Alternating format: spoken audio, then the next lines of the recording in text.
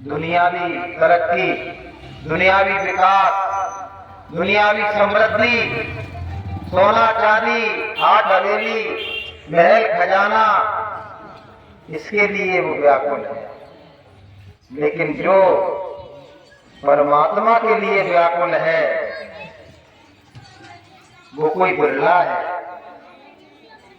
परमात्मा का भी कहना है कि मैं अपने प्रेमियों के हाथों से बिकने को तैयार हूं।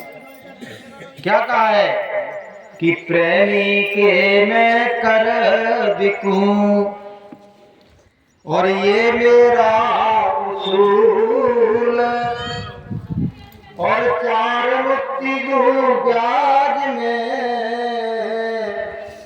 और दे न सकूं मैं मूल। परमात्मा का कहना है कि जिस मुक्ति की चाह तुमको है, इस प्रेम के बदले में, इसके ब्याज में ही मैं तुमको मुक्त कर दूंगा।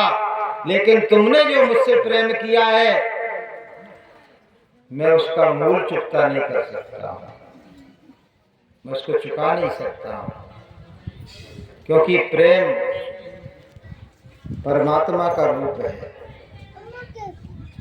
ये हम जो सुमरन करते हैं, हम ध्यान करते हैं, हम भजन करते हैं, हम सेवा करते हैं, हम सत्संग में जाते हैं, हम दान पुण्य करते हैं, काय के लिए करते हैं कि हमारे हृदय में अपने प्रीतम के लिए, अपने परमात्मा के लिए, अपने गुरुदेव के लिए प्रेम पैदा हो जाए। जो हमारा दिल दुनिया की तमन्नाओं से, दुनिया की वासनाओं से, दुनिया की इच्छाओं से भरा हुआ है, वो इच्छाएं हट जाएं, केवल एक इच्छा शेष रह जाए, प्रभु मिलन की इच्छा, जन्म मरण से मुक्ति की इच्छा, सर्व दुखों से सर्वदा के लिए निवृत्ति की इच्छा। उसके लिए सब किया जाता है, उसके लिए सुमरन किया जाता है कि हमारा कि दुनिया से मुख को मोड़ो और प्रभु से नाता जोड़ो। दुनिया से हम हट जाएं, दुनिया से दूर हो जाएं, दुनिया में रहते हुए भी दुनिया से उपराम हो जाएं। नानक जी ने कहा था कि संसार में कैसे रहना है तुमको, कि संसार में रहते हुए भी संसार तुम में ना रहे। ये जीने की कला है कि हम संसार में रह रहे हैं लेकिन संसार हम में नहीं है। पानी में नाव बहे तो बहे, पानी में नाव बहे तो बहे, पर नाव में पानी मत आने दो। संसार में हम रहें तो रहें, संसार में हम रहें तो रहें, मन में संसार ना आने दो। एक पक्षी होता है, उसको मुर्गाई पक्षी कहते हैं। मुर्गाई वो पानी के भीतर रहता है, भीतर। अब जब उड़ता है ना पानी के ऊपर, उसमें पंख होते हैं, तो सूखे पंख लेके उड़ा चला जाता है। उसमें ये कला है कि पानी में बैठा है लेकिन पानी उसमें भरा हुआ नहीं है। तो नानक जी ने देखा, बोले ये तो, इससे तो बड़ी अच्छी शिक्षा मिल रही है, बोले ये तो भक्तों के काम आएगी। तो उन्होंने एक पद लिख दिया। क्या लिखा? जैसे जल में कमल निरामल मुर्गाई ने शाणे, सुरत शब्द भवसागर तरिए नानक नाम बखाने। जैसे जल में कमल होता है, उसकी जड़ कीचड़ में होती है, लेकिन वो ऊपर जो खिला हुआ होता है, सुंदर सुशोभित होता है, ऐसे ही जो मुर्गाई पक्षी होता है पानी के भीतर रहता है, लेकिन जब उड़ता है तो सूखे पंख लेके उड़ा चला जाता है। इसी तरह से बहनों भाइयों, अपने परिवार में रहो, अपने गांव में रहो, अपनी गृहस्थी का पालन करो, अपने कर्तव्यों का निर्वहन करो, और साथ में गुरु महाराज ने प्रभु मिलन की जो युक्ति बताई है, जीवात्मा को जगाने की, परमात्मा को पाने की, जन्म जरा मृत्यु के बंधनों से छुटकारा पाने की, वो सुरत शब्द योग की साधना को नित्य करते रहो। ये गुरु भक्ति है। अगर हम भजन कर रहे हैं अपने घर में तो हम गुरु भक्ति कर रहे हैं, हम गुरु को प्रसन्न करने का कार्य कर रहे हैं। गुरु महाराज ने कहा, बच्चों, जीने का एक अच्छा तरीका मैं आपको बता रहा हूं। 80% संसार की तुम्हारी समस्याएं 80% बिगड़ कुछ करे ही चली जाएंगी। चाहे वो तन की बीमारी हो, चाहे मन का कोई रोग हो, चाहे धन का कोई अभाव हो, चाहे कोई लड़ाई झगड़ा हो, तुमको कुछ नहीं करना है। जो मैं बता रहा हूं उसको करो, आप सारी समस्याओं से उपराम हो जाओगे। क्या बताया उन्होंने? तुम्हारी जो इनकम है, तुम्हारी जो आमदनी है, उसका 10वां हिस्सा परमार्थ में लगाओ। जैसे किसी ने, मैं नाम तो नहीं जानना, किसने सत्संग कराया, कौन ने कराया? पप्पू। जो भी हो, जिन्होंने सत्संग कराया है उनका कुछ ना कुछ तो खर्चा हुआ हो। बगैर खर्चे के तो सत्संग होता नहीं। इतने सारे उन्होंने, कम से कम 10 पेड़ा तो एक आदमी को ही खिला दिए। 10 पेड़ा नहीं, खबरें तो खाओ खाओ, खाओ। सारे बने धरे और बने रखे हैं, कह रहे पटरियां बांध के और दी जाएगी पंडित जी को। और डायरेक्ट आया, भैया हम पंडित जी नहीं है, हम तो तुम्हारे भाई है, सत्संगी भाई है। पंडितों को मीठा प्यारा होना हमें ज्यादा अच्छा नहीं लगता। तो 10वां हिस्सा परमार्थी सेवा में लगाओ, सत्संग में लगाओ, दीन दुखियों के लिए लगाओ, जिसको उसकी जरूरत है उसको दो, तो धन की कमी मिट जाएगी, आपके घर में बरकत आ जाएगी, आर्थिक प्रॉब्लम खत्म हो जाएंगी। बस क्या करना है? जो तुम्हारा कर्म है, जो तुम्हारा कार्य है, उसमें 2 शब्द जोड़ लेना, मेहनत और ईमानदारी। मेहनत और ईमानदारी। गुरु महाराज कहते हैं तुम्हारी गृहस्थी का पूरा पड़ने लगेगा, अभाव मिट जाएगा, धन के रास्ते खुल जाएंगे, धन की समस्याएं मिट जाएंगी। नहीं तो लोग आर्थिक तंगी के कारण क्या कर रहे हैं पता है? कल की बात है, बिलेटी गांव में क्या हुआ? आर्थिक तंगी के कारण पहले बच्चों को जहर की गोली खिलाई उसने, 2 बच्चों को। पत्नी चालाक थी, पत्नी को जहर की गोली दी। कल तो नहीं आया, आज पेपर में आ गया कि मुझे दी तो थी, मैंने मुंह में भी रख ली थी, वो खाई नहीं थी, मैंने उनकी निगाह चुरा के उसको हटा दिया था। पत्नी बच गई, दोनों बच्चे मर गए, उसने खुद खा ली, वो भी मर गया। 3 मौतें हो गई एक साथ। पत्नी से पूछा तुम कैसे बच गई? तो आज उसने पेपर में बताया कि मैंने खाई तो थी लेकिन अंदर नहीं ले गई, उनकी निगाह चुरा के मैंने उसको हटा दिया। आर्थिक तंगी इतनी बुरी चीज है, लोग आत्महत्या कर रहे हैं, और उसका निदान गुरु महाराज ने बता दिया। मेहनत और ईमानदारी के साथ अपना कर्म करो, खेती का, दुकान का, दफ्तर का काम करो और जो मिले तुम्हें उसका 10वां हिस्सा परमार्थी सेवा में लगा दो। परमार्थी सेवा। भगवान क्या करेंगे पता है? गुरुदेव क्या करेंगे? तुमने 10% दिया है, उसका 10 गुना, उसका 100 गुना तुमको फिर से वापस कर देंगे। तो कितना हो जाएगा? कितना हो जाएगा? तुमने 10 रुपए दिए, रिटर्न में तुमको 1000 मिल गए। तुमने अगर 1000 दिए तो रिटर्न में 10,000 मिल गए। तो बरकत होगी कि नहीं होगी बहनों भाइयों?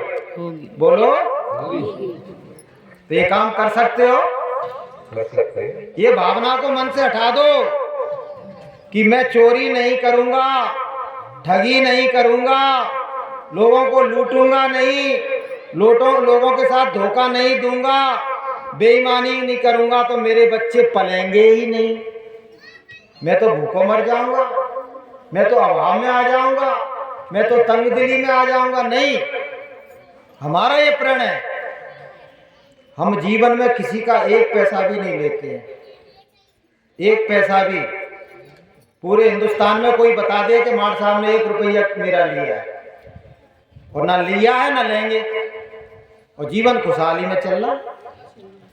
जीवन खुशहाली में चल रहा है गुरुदेव की दुआ से, परमात्मा की कृपा से, कि जहां दवा काम नहीं करती है वहां दुआ काम कर जाती है। और जब कामिल मुर्शिद मिलते हैं तो बात खुदा से होती है। जब कामिल समर्थ सदगुरु मिल गए, ऐसे सदगुरु मिल गए जो स्वयं परमात्मा का रूप है, जो स्वयं परमात्मा है, तो फिर किस बात की चिंता, किस बात का डर? अरे लोगों ने सतगुरु बनाए, लोगों ने गुरु बनाए, किसने किसको बनाया? इंसान ने इंसान को अपना गुरु बना लिया। ये धोखा कर लिया तुमने। हम मानते हैं कि वो अच्छी कथा कहते थे, अच्छी भागवत कहते थे, गीता का ज्ञान था, रामायण का ज्ञान था, वेदों का ज्ञान था, ज्ञान में वो हमसे श्रेष्ठ थे, लेकिन भगवान नहीं थे। और परमात्मा का ज्ञान कोई इंसान नहीं दे सकता है।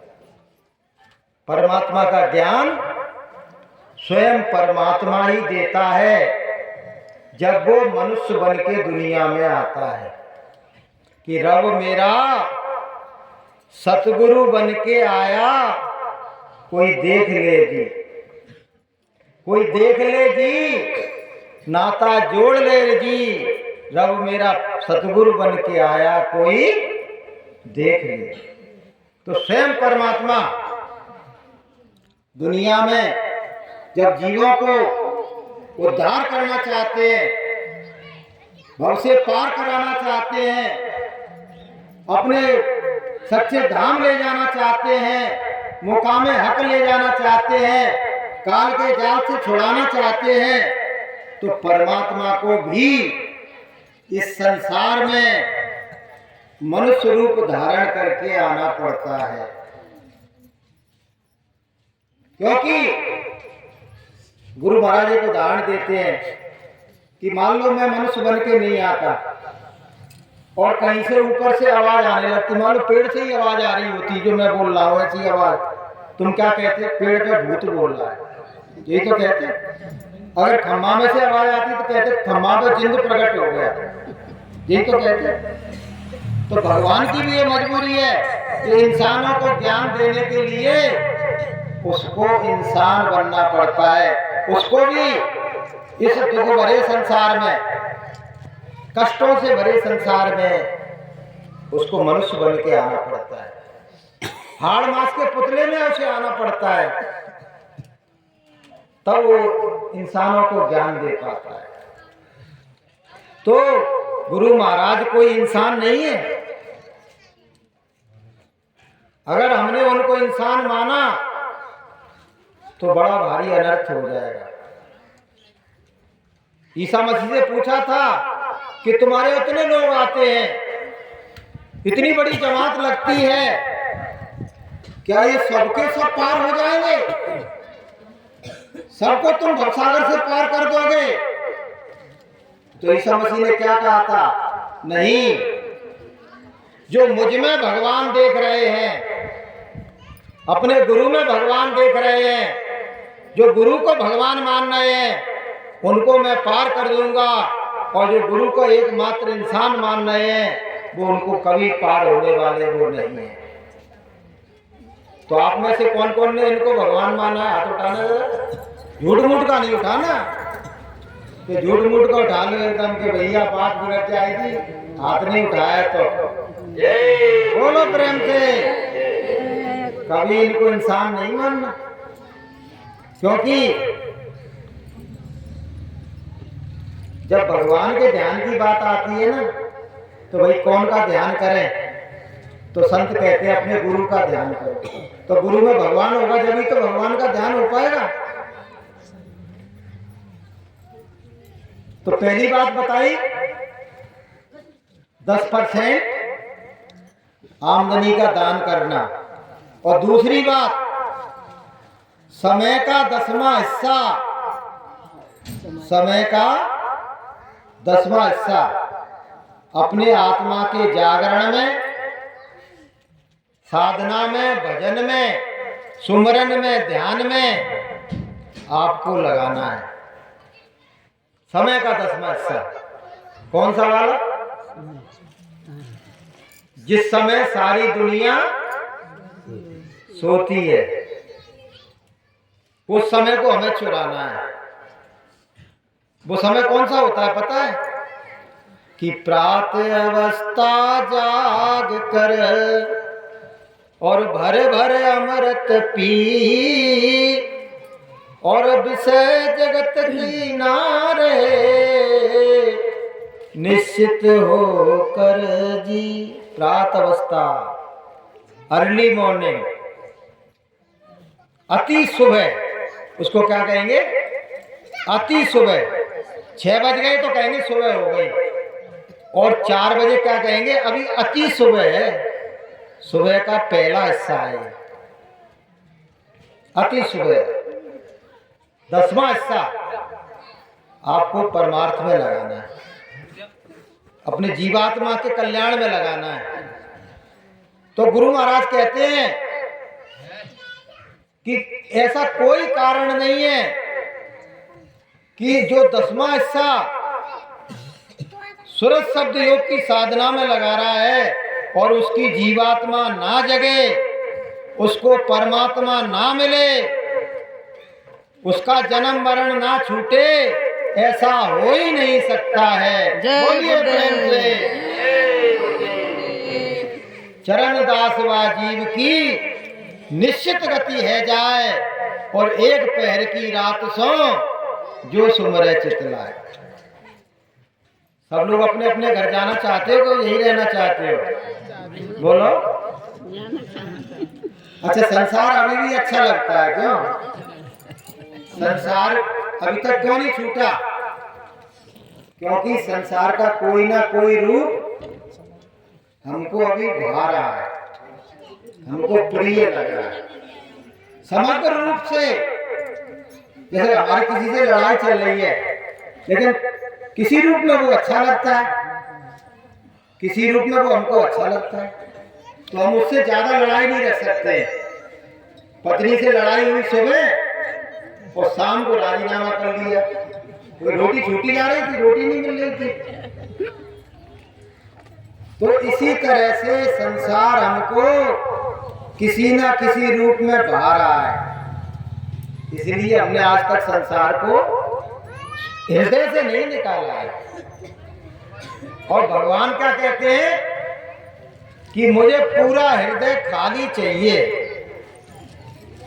भरा हुआ नहीं चाहिए कि एक दिल लाखों तमन्ना, उस पर और ज्यादा हवस, और फिर ठिकाना है कहाँ उसको बिठाने के लिए। तो अपने हृदय को, दिल का हुजरा साफ कर जाना के आने के लिए, और चाह गैरों की मिटा उसको बिठाने के लिए। तो जहां जहां मेरी आसक्ति है, जहाँ जहाँ मेरा लगाव है उसको धीरे धीरे हटाते जाओ, निकालते जाओ, खाली करते जाओ और उसमें परमात्मा को बिठाने की जगह बनाते जाओ।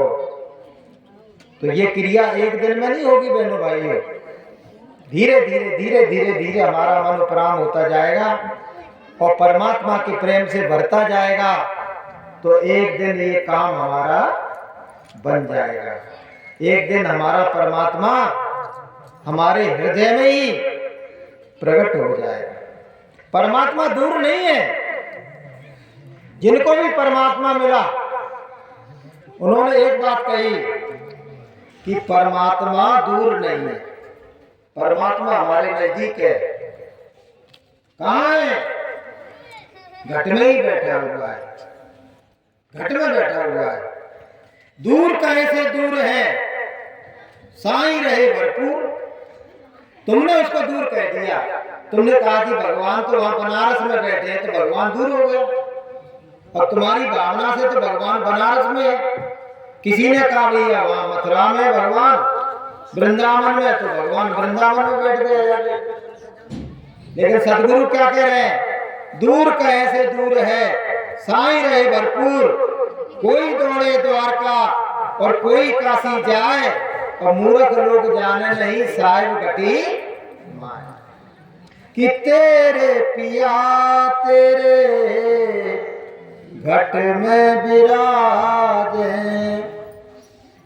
तेरे पिया तेरे घट में विराजे। सखी खोल के देख अपने नैना, और गहरी नदिया नाव पुरानी, और खेवटिया से मिले रहना, कुछ लेना न देना, मगन रहना, कुछ लेना न देना, मगन रहना, मगन रहना रे, मगन रहना, कुछ लेना न देना, मगन रहना, कुछ लेना न देना, मगन रहना। जो भी सत्संगी प्रेमी गुरु महाराज की आज्ञा का पालन करके 2.5 घंटे भगवान का भजन कर रहे हैं और 10% अपनी आय का परमार्थी कार्यों में लगा रहे हैं, वो मगन रहते हैं, मगन रहते हैं। भजन कर मगन रहो मन में। परेशान कौन है? दुख कौन उठा रहा है? जो जो चोर भजन के प्राणी, ते ते दुख सहे। जीवन में कष्ट कौन के हैं? कि हैं तो सत्संगी, हैं तो नामदानी, हैं तो सेवादानी, लेकिन भजन नहीं करते। फिर कहते हैं कि ये परेशानी, ये परेशानी, ये विपत्ति आ गई, ये कष्ट आ गया, अरे भूत चढ़ गया, प्रेत चढ़ गया। अरे सत्संगियों पे भूत चढ़ते गए? जो 2.5 घंटे भजन करेगा उस पर भूत चढ़ेगा? बोलो बहनों भाई। एक मैं बात बता के अपनी बात खत्म करूंगा, क्योंकि आपके सामने 2 श्रेष्ठतम लोग बैठे हुए हैं, मैं तो कुछ नहीं हूँ। एक बार क्या हुआ, मैं वहां सीकरी में नौकरी करता था, सीकरी में। अब मैंने वहां एक टीम बनाई थी, टीम मास्टरों की। तो हम क्या करते थे, हम 4 से 8 मास्टर, 8 साइकिलें ली हमने, और शनिवार और इतवार को 2 दिन गाँव में चले जाते थे प्रचार करने के लिए। दूर दूर तक प्रचार करने जाते थे। 45 गांवों में प्रचार किया मैंने वहाँ सीकरी के ईसागढ़ की तरफ। गांव गांव में ऐसी भीड़ इकट्ठी हो जाती थी, फिर उनको गुरु महाराज का संदेश सुनाया जाता था, साकार रहने की बात कही जाती थी। यहाँ तो साकार की ज्यादा जो कहने की जरूरत नहीं है, सब सत्संगी दिख रहे हैं, सब सत्संगी। गांव के तो कोई इक्का दुक्का कोई बैठा होता बैठा। तो क्या हुआ, लगाया नहीं था कुछ। आगे बचता है। या तो ईंट ऊंट लगा दो कुछ। आगे बचता है। हाथ जोड़। सुतली ले लिया सुतली सुतली। रस्सी हाँ बोलिए जय